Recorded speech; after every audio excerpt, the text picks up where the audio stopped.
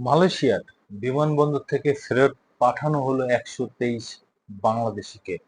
মালয়েশিয়ার কুয়ালালামপুর আন্তর্জাতিক বিমানবন্দর থেকে সম্প্রতি ১৯৮ জন বিদেশি নাগরিককে নিজ নিজ দেশে ফেরত পাঠানো হয়েছে, যাদের মধ্যে ১২৩ জনই বাংলাদেশি। অভিবাসন শর্ত পূরণে ব্যর্থ হয় তাদের মালয়েশিয়ায় প্রবেশের অনুমতি দেওয়া হয়নি।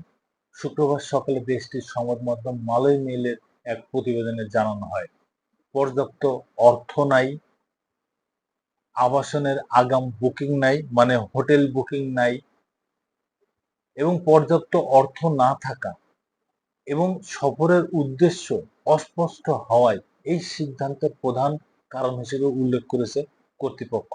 প্রতিবেদনে আরো বলা হয়, বিমানবন্দরের টার্মিনাল ১ থেকে আটক করা হয় ১২৮ জনকে। এদের মধ্যে ১২৩ জন বাংলাদেশি। টার্মিনাল ২ থেকে আটক করা হয় ৫১ জনকে।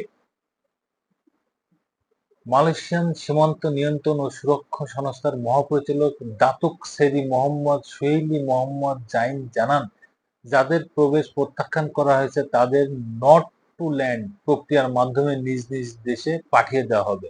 এই কাজটি সংশ্লিষ্ট এয়ারলাইন্সগুলোই সম্পন্ন করবে।